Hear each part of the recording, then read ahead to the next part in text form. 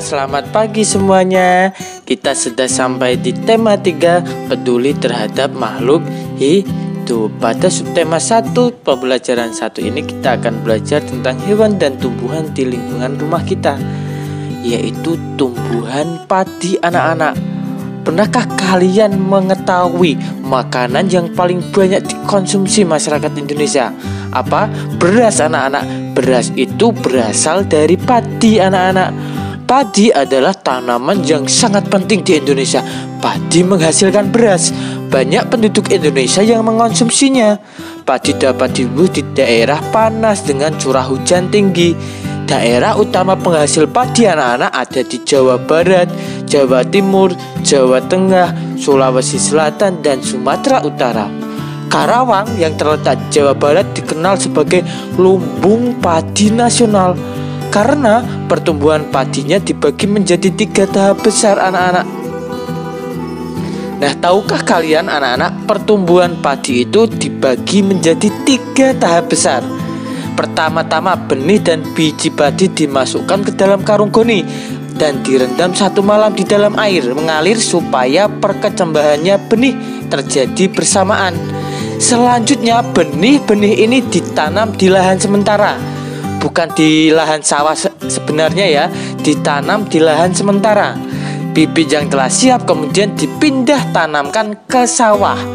Biji atau benih tadi akan tumbuh berkecambah hingga muncul ke permukaan. Bakal akar dan tunas menonjol keluar, lalu batangnya memanjang. Petani juga mengairi, memberi pestisida dan pupuk pada tanaman ini.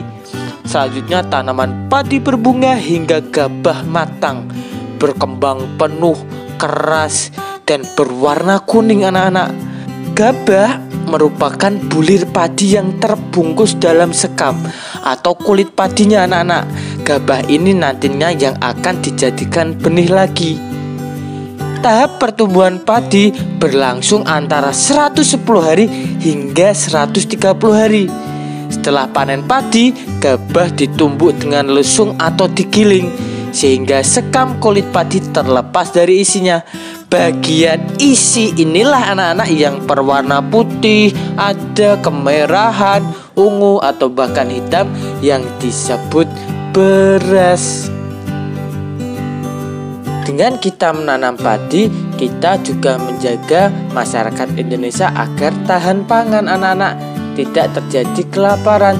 Kita harus bisa mempertahankan padi agar tetap dinikmati masyarakat. Caranya bagaimana? Pertama, menjaga bibit agar dapat ditanam kembali, menjaga lahan pertanian, jangan sampai lahan digunakan untuk kebutuhan lain, misalnya mendirikan rumah atau bangunan. Kemudian menjaga kebersihan lingkungan sekitar, sampah akan menyebabkan banjir. Kemudian kita harus tetap menjaga saluran air, pengairan anak-anak agar bisa mengairi sawah terus. Kemudian jangan menggunakan beras yang tidak berlebihan, karena masyarakat di Indonesia itu banyak. Kita tidak boleh boros, kita harus benar-benar menggunakan beras. Nah, kenapa kan alam di Indonesia itu ada banyak anak-anak? Nah, coba kamu amati 3 gambar ini. Ada pantai, ada dataran perbukitan atau dataran tinggi, kemudian ada lahan sawah, pohon kelapa di dataran rendah. Pantai anak-anak merupakan daerah yang berbatasan langsung dengan laut. Pantai ada yang landai, ada juga yang terjal. Pantai yang landai biasanya digunakan untuk objek wisata anak-anak. Di sekitar daerah pantai biasanya orang-orang bekerja sebagai nelayan, tempat pengumpul ikan, pemandu wisata, petani garam, petani udang, ya. Sumber daya alamnya yang bisa dimanfaatkan ada ikan, ada pohon kelapa, ada udang, ada rumput laut, dan lain sebagainya. Kalau di dataran tinggi anak-anak yang biasanya daerahnya dingin, itu adalah permukaan bumi yang tingginya 500 meter di atas permukaan laut. Dataran tinggi biasanya anak-anak dimanfaatkan untuk tempat peristirahatan, objek wisata, usaha perkebunan, peternakan, ya. Dataran rendah anak-anak itu permukaan bumi yang datar anak-anak dengan ketinggian kurang dari 200 meter dari atas permukaan laut. Pada umumnya dataran rendah berada di sekitar pesisir pantai anak-anak, bukan di pantainya ya, agak setelah pantai. Nah itu biasanya dataran rendah, banyak untuk berbagai keperluan anak-anak, diantaranya pertanian, industri pabrik, usaha kecil. Nah sekian pembelajaran hari ini anak-anak, kurang lebihnya Pak Dias minta maaf. Terima kasih. Wassalamualaikum warahmatullahi wabarakatuh.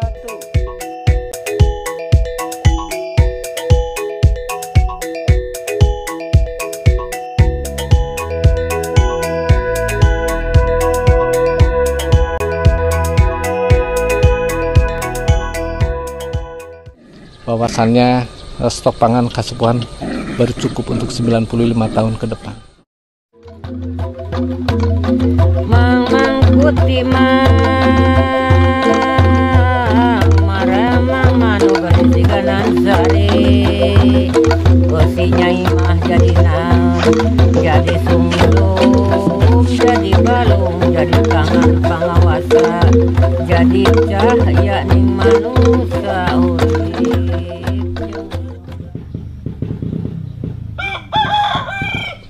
Konsep pangan yang kami jalani sebagai bagian dari tradisi adalah setiap warga Kasepuhan itu harus dan wajib hukumnya menanam padi. Kami melakukan penanaman padi setahun sekali dengan mengikuti pola perbintangan. Konsep kami, tradisi cuma mengharuskan setahun sekali saja. Kalau setiap orang menanam padi artinya membekali dirinya untuk esok hari. Pasti tidak akan ada yang namanya krisis pangan, karena semua orang membekali dirinya untuk bekal esok hari. Yang kami simpan salah satu contohnya di lumbung padi di sini. Bercerita tentang lumbung padi yang ada di Kasepuhan yang jumlahnya lebih dari 11.000 lumbung. Kalau 11.000 dikali 1.000 saja per lumbung ini yang isinya 1.000 dikali sebut saja 3 kg, itu sudah 3 ton. 3 ton ini yang kemudian dikalibrasi ke 11.000 lumbung, maka ini akan menjadi stok pangan paling tidak kami warga Kasepuhan untuk esok hari sudah cukup lebih dari 95 tahun ke depan.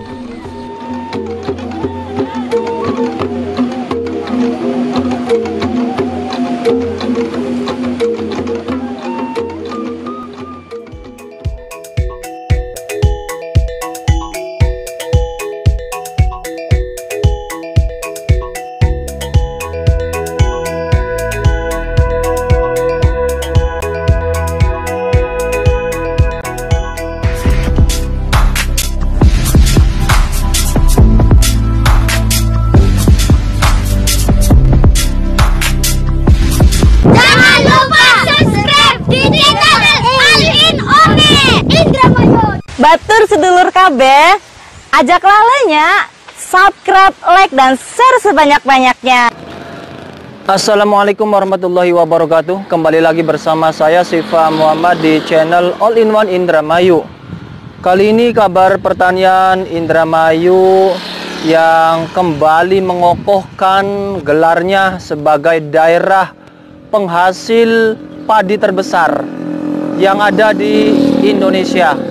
Baru-baru ini PLT Bupati Indramayu Bapak Taufik Hidayat kembali menerima penghargaan bahwa Kabupaten Indramayu ini kembali menjadi daerah penghasil padi terbesar yang ada di Indonesia, alias mengokohkan posisinya atau gelarnya sebagai daerah lumbung padi nasional terbesar yang ada di Indonesia. Kira-kira seperti apa informasinya? Yuk kita saksikan bersama. Kabupaten Indramayu kembali kokoh di puncak klasemen, namun bukan klasemen sepak bola ya, tapi klasemen lumbung padi nasional. Selama tahun 2019, produksi beras di Kabupaten Indramayu menjadi yang tertinggi di tingkat nasional. Hal tersebut semakin mengokohkan daerah Indramayu dengan julukan Daerah Lumbung Padi Nasional.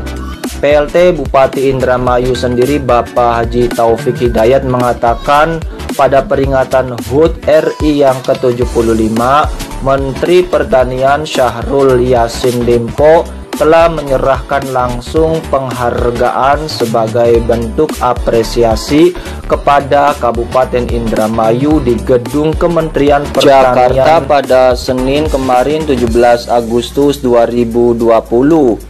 Berdasarkan catatan Kementerian Pertanian, produksi padi di Kabupaten Indramayu, tahu nggak sih, itu mencapai 1.376.429 ton gabah kering yang siap digiling, lalu diolah dan menghasilkan produksi beras hingga mencapai 789.657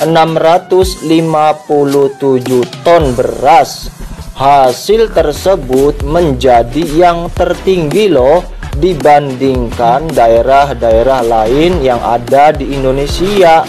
Di posisi kedua itu ditempati oleh Kabupaten Kerawang dengan produksi beras mencapai 641.290 ton. Kemudian posisi ketiga disusul oleh tetangga kabupaten, yaitu Kabupaten Subang dengan capaian 540.960 ton. Catatan tersebut, Indramayu tidak memiliki kendala dalam sektor pertanian. Justru Kabupaten Indramayu itu masih banyak sekali mengalami kendala sektor pertanian seperti saluran irigasi dan olah pupuk. Oleh karena itu, Kementerian Pertanian juga memberikan bantuan atau menggelontorkan dana senilai 3,1 triliun rupiah untuk perbaikan sektor pertanian di bidang irigasi dan lain sebagainya. Kalau memang demikian, persoalan irigasi bagi para petani di Kabupaten Indramayu bakal segera teratasi. Hal ini sejalan dengan dikucurkannya dana bantuan dari pemerintah pusat untuk perbaikan saluran irigasi di Kabupaten Indramayu. PLT Bupati Indramayu, Bapak Taufik Hidayat, mengatakan anggaran yang digelontorkan mencapai 3,1 triliun rupiah. Taufik menjelaskan jika perbaikan saluran irigasi ini rampung, maka semua lahan pertanian di Kabupaten Indramayu tidak akan lagi mengalami kekeringan. Wah, semoga saja ya. Kini panen apa Pak? Panen kedua? Ketiga. Panen ketigaan? Sadon. Oh, sadon. Kini wis pada siap-siap panen kabeh atau cuman sekotak pe Pak? Ya, mah sing abang jarit. Oh, sing abang diarit. Oh, berapa ngalur. Oh. Nah, kayaknya dulu Mas. Oh, konon. Mipil ya. Terus ini masih nganggo gebodan kayak kan Pak? Iya, lah ya pada dua gebodan. Ceblokan dah apa Pak? Iya, ceblokan. Ceblokan. Tadi sing mau tandur konon.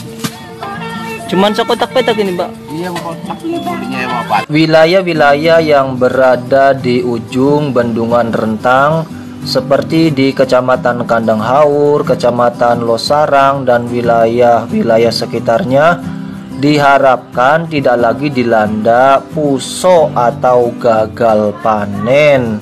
Seperti diketahui, daerah-daerah tersebut menjadi langganan kekeringan setiap tahunnya. Namun kalau menurut pantauan saya sendiri pada tahun kemarin itu yang paling dilanda kekeringan itu di wilayah Kecamatan Kroya ya teman-teman, itu yang menuju ke Gantar, menuju ya dari Gabus Wetan. Saya pernah melihat sungainya itu kering banget ketika di musim kemarau. Semoga dana bantuan yang senilai 3,1 triliun rupiah tersebut bisa juga dialokasikan ke daerah tersebut yang terkena kekeringan ketika musim kemarau, sehingga mereka para petani tidak gagal panen.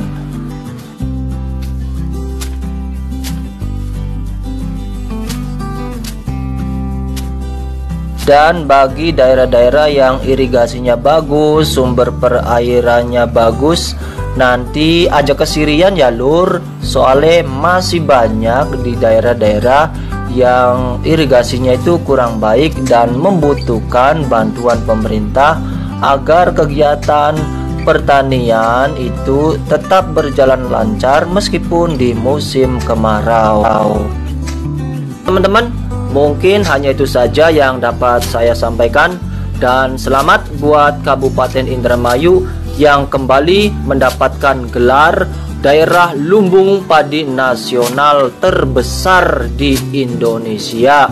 Atas perhatiannya yang berharga, saya ucapkan banyak terima kasih. Mohon maaf bila ada hal-hal yang kurang berkenan atau salah kata, salah informasi.